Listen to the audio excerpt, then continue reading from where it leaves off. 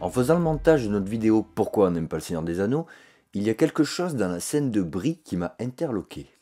Au moment où les hobbits se réveillent, il y a ce plan en travelling arrière dans lequel Frodon apparaît de manière un petit peu bizarre. En regardant bien son mouvement, on comprend que, avant de se relever, Frodon était penché vers l'avant et semble-t-il les bras croisés. Position pour le moins étrange et surtout pas très confortable, d'autant plus que l'on peut supposer que comme les autres hobbits, il dormait avant de se relever.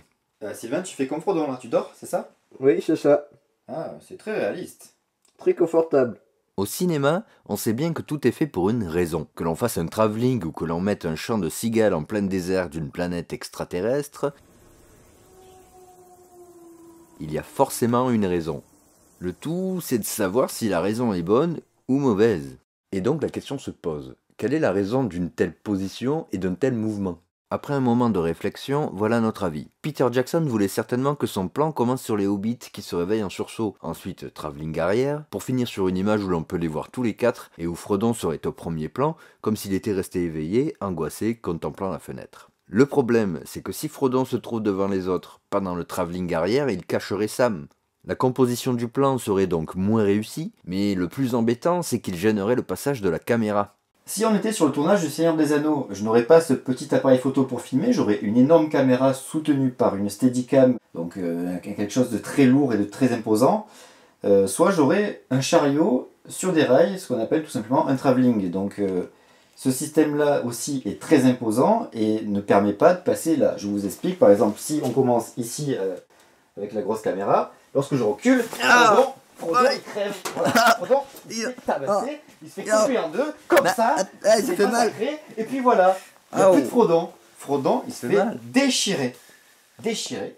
Et lorsqu'il est mort, comment on fait pour amener l'anneau jusqu'à Mordor? Je vous explique. Comment on fait, hein? Tu peux pas. On peut pas. L'anneau, il finit voilà, entre les mains de Gollum, entre les mains de Saruman, et c'est fini. L'univers est foutu. Fini. Donc le film ne pourrait pas faire ça. Il ne pouvait pas. Voilà. Moi je trouve que là tu as une belle gueule, mais Toujours une belle gueule. Mais ça ne suffit pas pour pas se faire couper en deux par une caméra, quoi.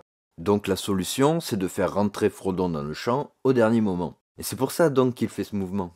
Mais le truc, c'est que ce n'est pas parfait, car on voit quand même un peu ce mouvement à l'écran et du coup on perd en crédibilité. C'est un peu ridicule. Et le truc terrible avec ce genre de détails, c'est qu'une fois qu'on l'a vu, on ne voit plus que ça. Peter Jackson a préféré privilégier l'esthétique à la narration, et c'est clairement avec ce type de choix que nous avons un petit problème. Et peut-être même qu'ils ont tourné plusieurs prises, et qu'ils en avaient une meilleure. Ou pas d'ailleurs.